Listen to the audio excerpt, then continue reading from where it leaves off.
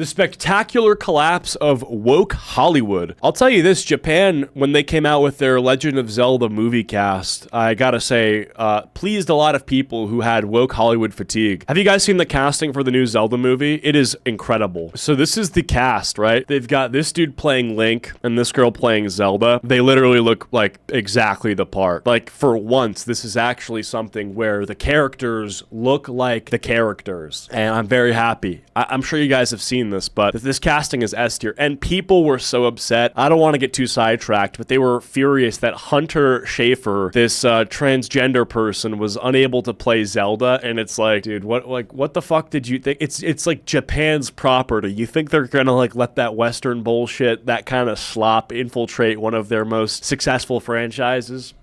I don't think so.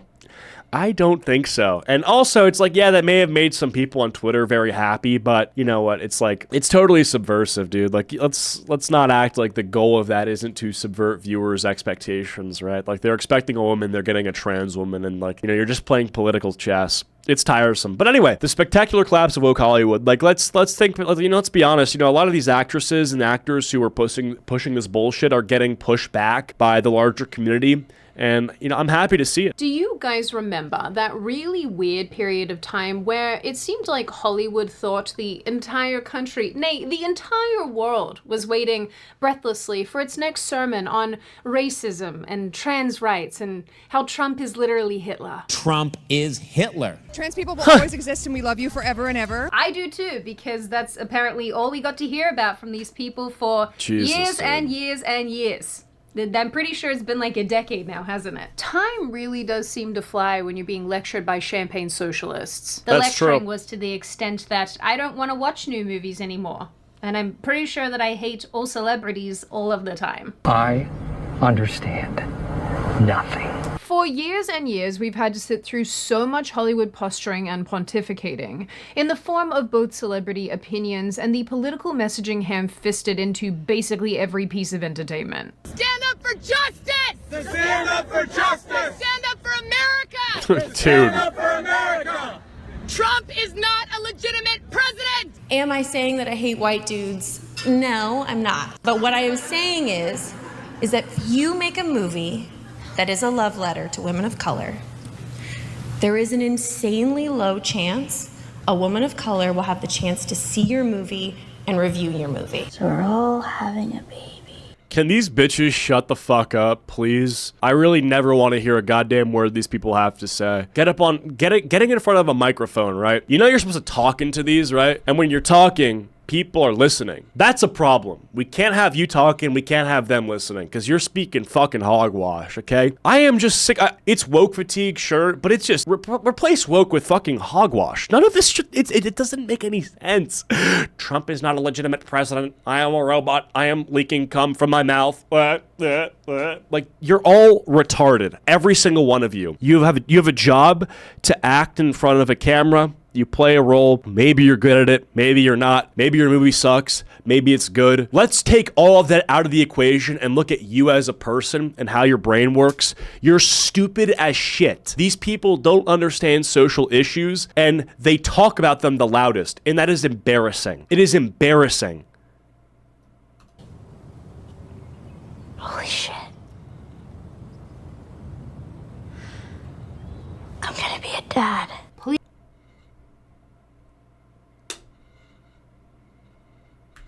What the fuck? I'm gonna be a dad.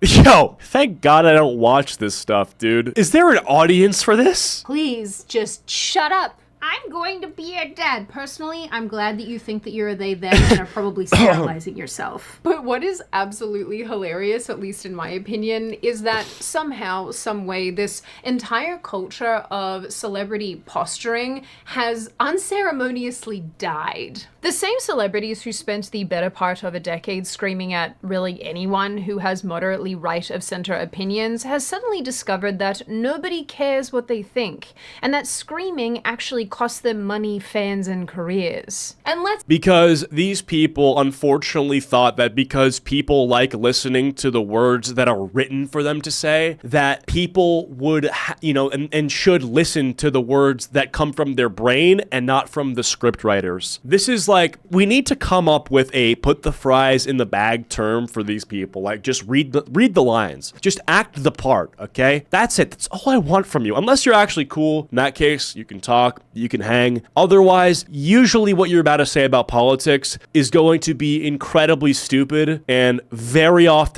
much, disconnected from reality. Very delusional. let's be real, the proof is everywhere. I have no idea what I'm doing with my hand right now. Please look away. In September 2024, Pharrell Williams said that he is annoyed by celebrities trying to tell others. And Pharrell Williams is a great producer. He's smart. I like him. And he made the song track for Despicable Me 2. Came up with Because I'm Happy. And I'm throwing that in with the list of his accomplishments, even though it's really not. That song got overplayed to fuck, and I don't really like it, but he's a good producer. How to vote. During this interview, he said, "I'm one of them people who says, what the heck? Shut up. Nobody asked you." He also called these celebrities self-righteous, which, I can't disagree there. In July 2025, comedian Jay Leno said late-night TV comedians have become too politicized and that they risk losing half the viewing audience by cozying up to one side or the other. I read that there was an analysis done of your work on The Tonight Show for the 22 years, and that your jokes were roughly equally balanced between going after Republicans and taking aim at Democrats. Well, did you have a strategy, or was that? Well, it's funny to me when I got hate letters from you and your Republican friends. Well, Miss Lynn, I hope you and your Democratic buddies are happy over the same joke, and I go, well, that's good. So that's how you get a whole audience. Now you have to be content with half the audience because you have to give your opinion. And to me, well, the thing is, these people aren't in the political business. They're in the entertainment and comedy business. And so it's I primarily think that my content is entertainment, right? And I understand that I can do things a little differently because I'm not on TV. And I also don't need an audience of millions of people, right? Because I don't have an entire production team and a lighting team and a live audience and studio fees and everything like that, right? So I don't have to have as big an audience as possible. So I can actually say what I want to say, right? Because I don't have to make as many views. So that I have that privilege, right? But these people, they have to pay for a lot of what they have going on, appeal to as wide of an audience as possible. And I don't think they realize that. I don't think they realize that spending 4 fucking years dogging on Trump every single night, doing the same exact spiel, gets tiresome. Repeating yourself every fucking show and reskinning the same joke does get old. It gets repetitive, and it certainly doesn't attract a new audience. I like to think that people come to a comedy show to kind of get away from the things, the pressures of life, wherever it might be. And I love political humor, don't get me wrong, but yeah. It's just what happens is people wind up cozying too much to one side or the other. In November 2025, Jennifer Lawrence, who was once extremely politically outspoken, routinely attacking Trump during his first term, gave an interview where she essentially said that we've learned with election after election that celebrities make no difference in who people vote for. I don't really know if I should. I think the first Trump administration was so wild, and just how can we let this stand? I felt like I was running around like a chicken with my head cut off. But as we learned, election after election, celebrities do not make a difference whatsoever. Now, do we know why this is? It is because the thing that brought you fame is not political insight. Why would I ever want to listen to Lizzo's immigration policy? Does that make any goddamn sense at all? Think about that. Why the fuck would I listen to what these people have to say about policy? They come from random movies and music. Unless their music is about policy and about things they're experiencing that they can actually weigh in on, or if the movie is about some message related to these things, I feel why would I want to hear what these people have to say? Especially realizing they live in a world so drastically different than most people. I might make YouTube videos, I might live stream, and that is different than most people, but I am young and I have friends that do so much normal shit. I am a young man and I exist in the world at at a level 1,000 times more normal and adapted than these people do. And who people vote for. And so then what am I doing? I'm just sharing my opinion on something that's going to just add fuel to a fire that's ripping the country apart. It's almost like getting paid boatloads of money to play pretend has absolutely no impact on the real world. It's crazy. The biggest recent example that I'm sure you have all heard of by now is important because it was more of a non-answer. It was the antithesis of political lecturing. It was just silence. In late November 2025, Sydney Sweeney was once again lambasted online because she refused to say anything at all about her controversial jeans commercial. You guys know the one that I'm talking about. Why a double entendre about a hot girl having good jeans is controversial is still a mystery to me. Perhaps this culture of uggos don't like having that rubbed in their face. During an interview with GQ, the interviewer asked Sweeney about the American Eagle jeans saga. She basically replied, "When I have something to say that people need to hear, they'll hear it." I don't remember. Great the response. quote, but it was something along those lines. She just said that because people are calling her a Nazi and a eugenicist, it doesn't really matter, and that if she actually wants to say something, then she will. I thought that's a great response. The criticism of the content, which was basically that maybe specifically in this political climate, like white people shouldn't joke about genetic superiority. Yeah, it wasn't even a joke, though. It was just saying that she personally has good genes. It's like not a joke. Like that was kind of like the criticism, broadly speaking. And since you are talking about this, I just wanted to give you an opportunity to talk about that specifically. I think that when I have an issue that I want to speak about, people will hear. Were you surprised by the reaction? What a great response. Literally trying to get her to say something, you know, responding to like fucking eugenics claims, and she's like, I'm not gonna do that. She didn't even do anything remotely close to what Nazis do. Oh, I mean, did that have to be written in my chat? Like, yeah, Sydney Sweeney, she didn't gas any Jews. Do you think of that one, liberals? Yeah, no, I mean, yeah, I guess, you know, you're right. Yeah, good observation. I did a gene ad.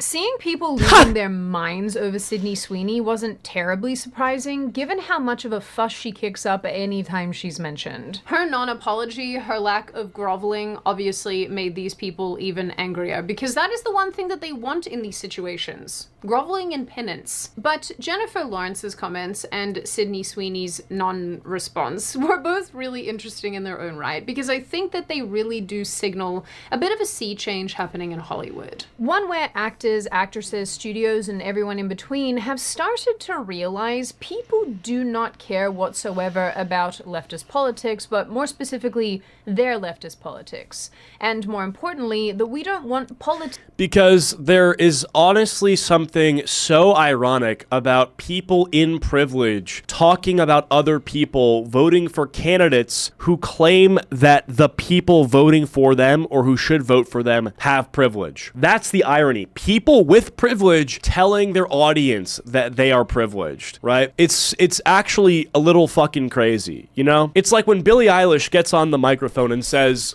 "Billionaires, what are you doing with your money? Why don't you give some away?" It's like, aren't you worth over $100 million?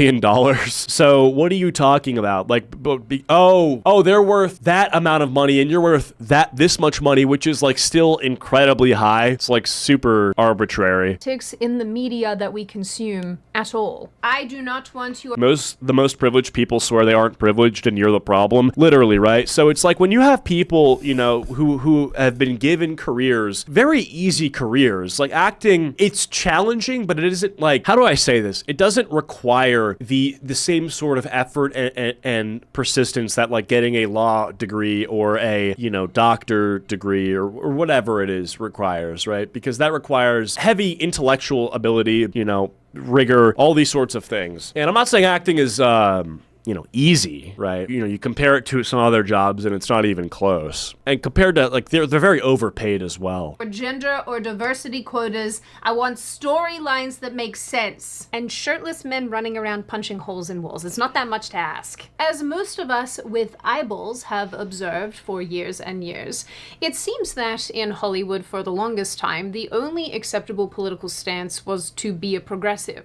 to be a leftist. For years, the industry has operated with a simple, unspoken rule. If you have a platform, you must use it to advance progressive politics, or risk being branded racist or bigoted or worse. And this rule has played out in countless ways. We have had actors and actresses making red carpets into protest stages, which has just been insufferable. Award speeches became less about acceptance of the actual award and more about proclaiming one's political opinions. This happened so much that even 2020 Ricky Gervais dedicated an entire speech of his own to calling celebrities out, accusing them of not even knowing what the real world is like. Well, you say you're woke, but the companies you work for, I mean, unbelievable. Apple, Amazon, Disney. If ISIS started a streaming service, you'd call your agent, wouldn't you? Yeah. So, if you do win an award tonight, don't use it as a platform to make a political speech, right? You're in no position to lecture the public about anything. You know nothing about the real world. Most of you spent less time in school than Greta Thunberg. So, if you win, right, come up, accept your little award, thank your agent and your God, and fuck off, okay? So... Movie. He's right. He's totally right. I think that's accurate as fuck, dude. It's like, yeah, just say thank you to the fans, to your mom, and, say you love Jesus or whatever, and get on with it. Like, I think that's good. You know what I mean? Like, I like Ricky Gervais. I think he's one of the good ones. I think, maybe. Television shows. He's funny. Really, all sorts of entertainment became places where ideologues could shove their political agendas, giving up. Because not just the audience is watching it, it's people at home, right? People who, are interested in the film, and they're just like, the fuck is what are they saying? Insane storylines, unbelievable characters, and that's just the basic stuff. What am I watching? That's not even the worst of it. It also gave us a bunch of stupid dialogue like this. Well, here's the thing, Bruce. I'm great at controlling my anger. I do it all the time. But when I'm catcalled in the street, when incompetent men explain my own area of expertise to me, I do it pretty much every day, because if I don't, I will Who wrote this garbage? get called emotional or difficult, or might just literally get murdered. What's that? That's Basil. Like, oh, I'm sorry, bro, no one's catcalling you. I think women lie sometimes about getting catcalled because they're trying to signal to other women that they are receiving male attention and that they pose a threat to them in the sexual marketplace. I actually think that's real. I think some women will literally be talking with, groups of women that maybe some of them they don't know, and they'll just sprinkle in that they were recently catcalled just to try to flex a little bit. I really do think so. I really do think so, right? Get called emotional or difficult, or might just literally get murdered. What's that? That's Basil. Is he or they with us? I need you to fix his suit. The suit is literal perfection. It will be. When it fits a woman.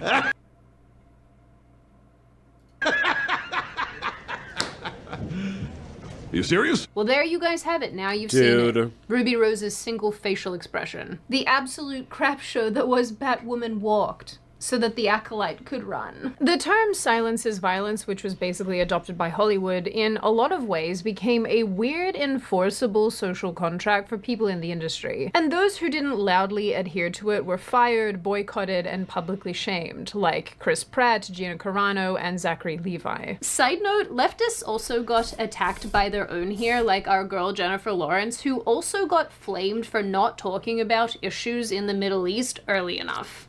I'm not kidding. Former industry... Can you fucking believe that green people are being demanded to talk about Palestine and Israel. They couldn't point to it on a map. They don't know a single person there. They don't understand the inner workings of their government. Yet there is a literal social ostracization that takes place if they don't immediately form an opinion on what's happening and then give that opinion in a way that is absolutely confident and, certain. Yes, I know these things. I just found out about them, but I am certain, and you should believe them too. And if you don't, you're a threat to democracy and you're violent. Ridiculous. Fucking ridiculous. Silence is violence. The people who are silent and violent and molesting children. Yeah, it's a little interesting, right? How it silences violence on some, vague political issue, not about the wrongdoings in your own industry, not about the directors and the sort of agencies and the people involved in producing movies wrongdoings. What about that? Oh, but that's your paycheck. Oh,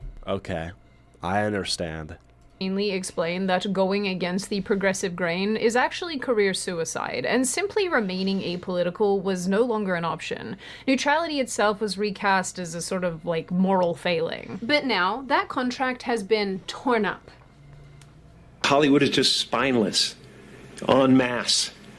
And it really felt like, this is a really clear indication that we're not the cool club anymore. In the wake of Donald Trump's election in 2024, and I guess also this sort of cultural pendulum swing in the direction of the right wing, I guess, something really interesting has happened, and that is this political arm of celebrity culture has gone almost completely silent. The same voices that once lectured Middle America on its backwardness have now realized that absolutely nobody cares about what they have to say. About anything. During the 2024 election, stars like Taylor Swift, Beyonce, Oprah Winfrey, George Clooney, and Julia Roberts threw their weight behind Kamala Harris through endorsements, fundraisers, and social media campaigns like the cringy Avengers group FaceTime call.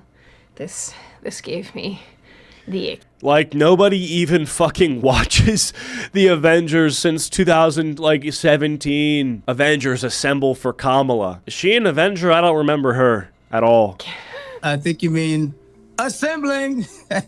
Assembling. Don, that's pretty good. No, they thought it was funny. Scarlett, it is our pleasure to come together and to get the vote out this election. Come on. Yeah, how can we be of service? Well, how about we start with what our voting plans are going to be, who we're going to bring to the polls with us, that sort of thing. I think Kamala Harris needs a catchphrase. Ooh, yes, definitely a catchphrase. How about this? I'm just off the top of my head. I can do this all day. This gives me so much secondhand embarrassment. I have to keep reminding myself that these are not serious people. They are the theater kids. I was actually a theater kid, but I was never good at anything. So I, in one of our productions in high school, played one of the eyeball people from Hercules. You know, the ones who pass the eyeball back and forth. I think I might have told you guys this before. I wish I could find the clip of that. I wish I could find the video that we have of that. I think you guys would laugh. It was embarrassing. What are they called? The Fates? I was a Fate, if you can believe it. I think that it completely checks out. We knew you would be. This Will Ferrell ad doesn't even endorse any. It's kind of sad though.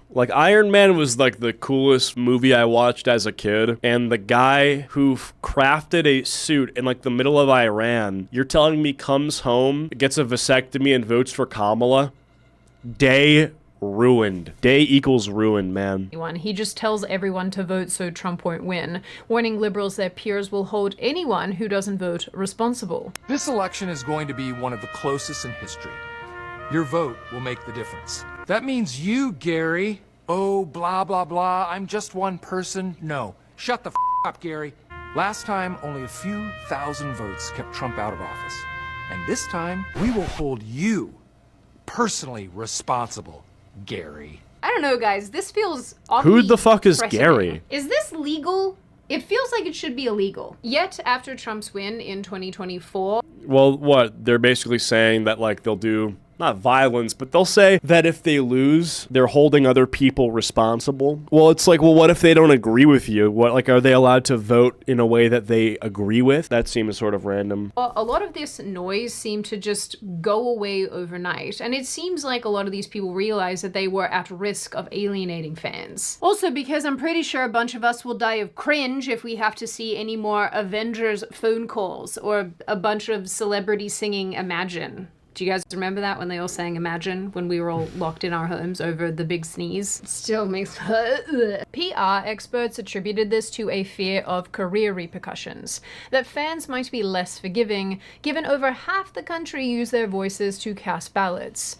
There was no Jennifer Lawrence saying, "Do not let this defeat you, let it enrage you," as after the 2016 election, and everyone else, aside from a few totally insane people like Robert De Niro, seem to be scurrying back into their holes. A Hollywood Reporter analysis Doesn't Robert De Niro have a half-black transgender child? like Robert De Niro seem to be scurrying back into their holes. A Hollywood Reporter analysis in January 2025 asked why celebrities were so silent on Trump this year, describing all of this as eerily quiet, contrasting this response with the vocal resistance of 2016. It also noted how their endorsements for the 2024 election made news but really failed to sway any voters. And of course, just to be clear, this is not only about Trump, it's just there's so many clips of these people talking about him and they're quite easy to find because, you know, I gotta do a lot of research to make these videos, but this is also about the fact that they're not just quiet about Trump and his administration, they're just really quiet about all major progressive issues like the trans movement or the LGBT community or whatever. This silence has even extended towards award shows, which, as you all know, have been vehicles in the past for political posturing. This, like, I've never been in, like, one of those rooms, bro. It's like there's just fucking fancy tables and a giant stage. That is true wealth right there, man. If there's ever, like, a streamer awards, and if I ever get big enough to attend, that'll be the closest thing I ever get. Which was actually sort of perfectly exemplified recently when Billie I'm sorry, she's so hot. Eilish, who is a millionaire, had to go at billionaires for having too much money. This is what I was saying. If you're a billionaire, why are you a billionaire?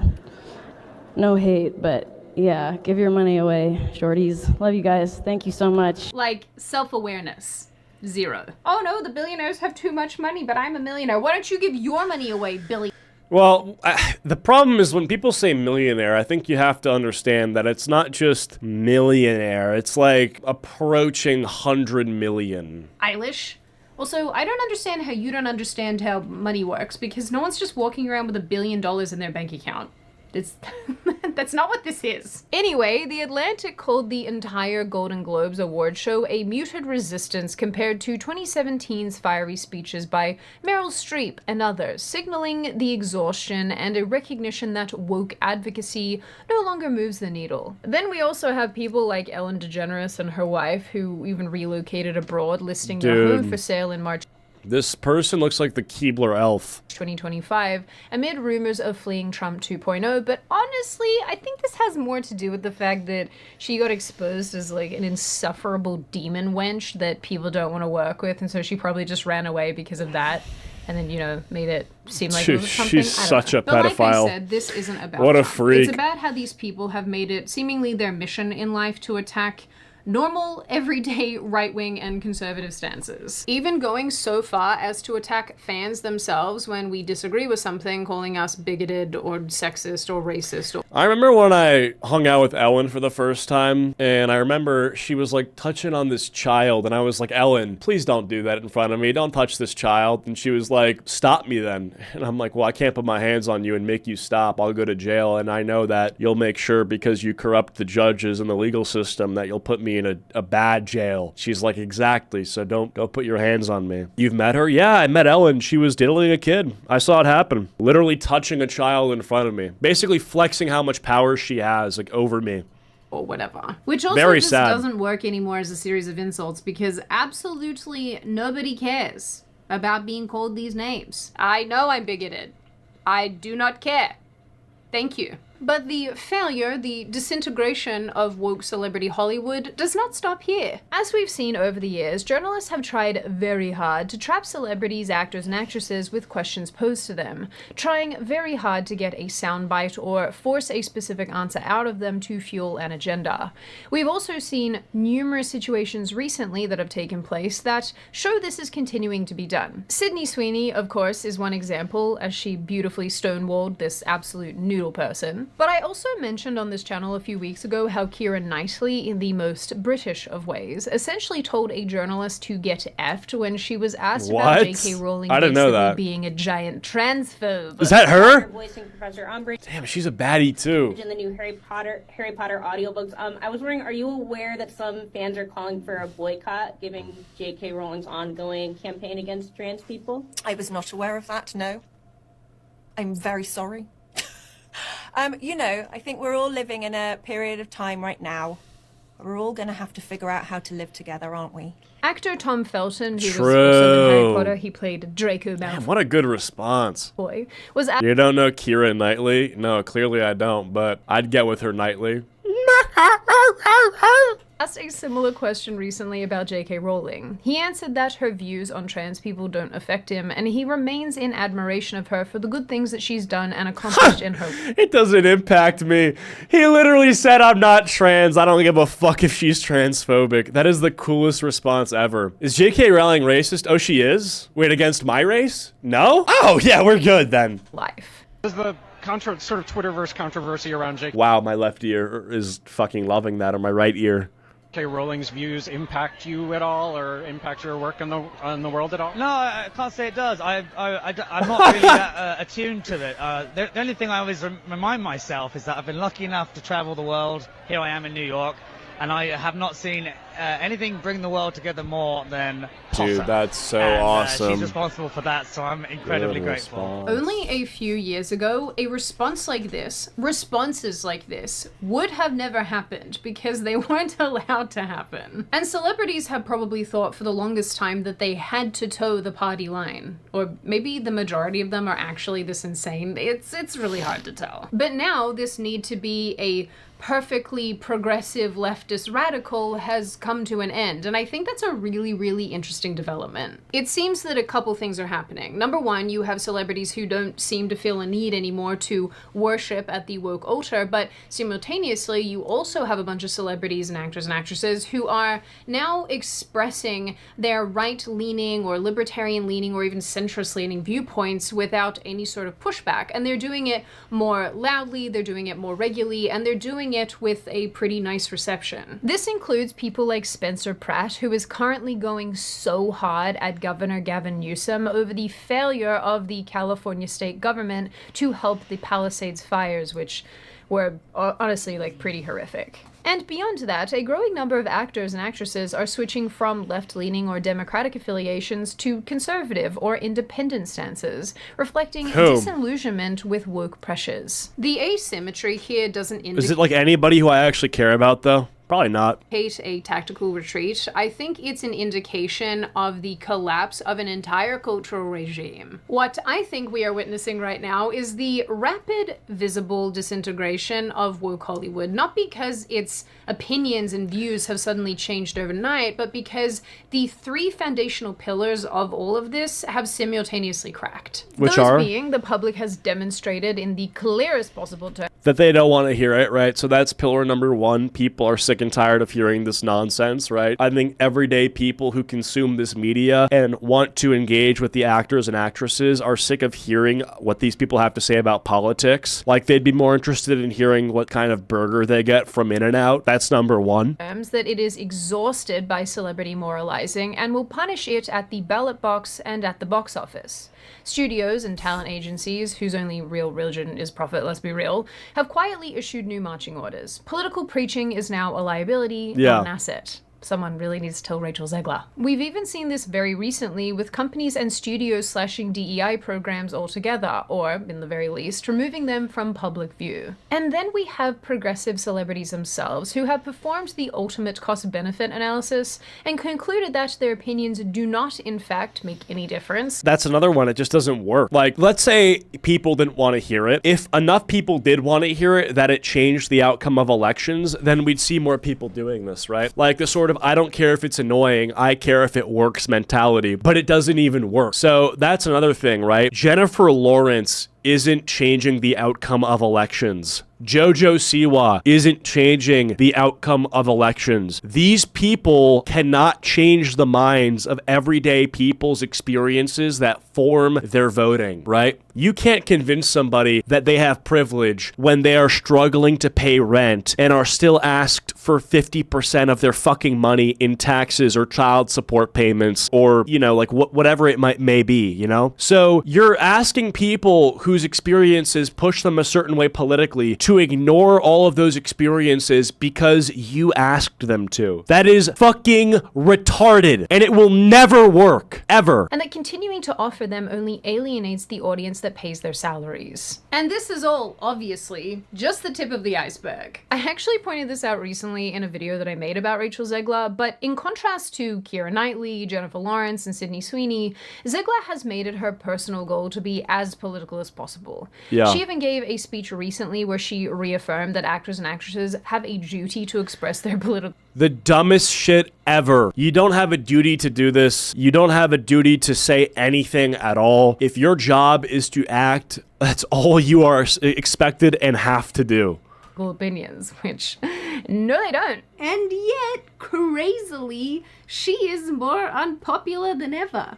Nobody likes you, Rachel. Nobody. And is she even a good actress? Has she been in anything like that's good? Imagine that studios I've never watched one of her movies ever. Not even like a cameo. Are seeing the writing on the wall here, because I dare say that all of this is playing out on a financial level, which is obviously what we know moves things. Money moves things. Isn't that crazy? When the first pillar cracked and audiences stopped being held captive by celebrity worship and, you know, celebrity marketing and all of that, the changes then happened quite rapidly. And now everybody is openly hostile towards terrible entertainment and celebrity opinions. And I don't know if you guys have noticed that. In some genuinely hilarious surveys from 2024 and 2025 by YouGov and Talker Research, for example, it has been established that the majority of Americans don't want to know how celebrities vote. And genuinely hilariously, over 50% of respondents in the 2024 survey thought less of a celebrity once they established their political opinion. And a weird 7% said that they supported a political candidate because of a celebrity endorsing them. It's like, okay. Who on Holy earth is shit. getting cues about That is cattle behavior. True slave behavior. their voting patterns from celebrities and Hollywood? What is wrong with you people? With this in mind, it's not really hard to see how this translated to box office failures. And Rachel would be fine if her eyes weren't so far apart. I don't know. Maybe it would add a few points to her, but I really don't see there are some irredeemable things about her. the second pillar cracking / falling too. Studio executives, if we're being honest, are probably not really ideologues, but they are more or less accountants in better suits. By December 2024, the internal data was undeniable. Films and shows with overt progressive messaging were underperforming at a historic rate. Disney's 2023 to 2024 slate had already lost nearly $1 billion on quote-unquote woke flops. Netflix subscriber growth in red states had flattened the moment its executives started tweeting about politics. Oh, interesting. I didn't know about that. The message from every quarterly earnings call was the same. Entertainment is back to being a hits business, and politics is the fastest way to miss. The New York Times and The Telegraph declared 2024 to 2025 a post-woke era, with films like Moana 2 and Wicked succeeding by avoiding heavy messaging, unlike flops like like The Acolyte. PG-rated films hit 33% of the 2024 US ticket sales recently, the highest since 1995, rewarding decent and uncontroversial fare over overtly political themes. Alright, so this video turned out a lot longer than I wanted it to be, but here we are, so congratulations if you've made it this far. But with that in mind, I will give you my final thoughts here and be kind of quick about it. It's clear all over that studios are retreating from obvious progressivism in the wake of all of this cultural pushback. And ultimately that makes sense given that this is an industry driven by profits, not by vibes and essays. There is obviously so much more to this, especially in the way of the content itself and all the entertainment being made,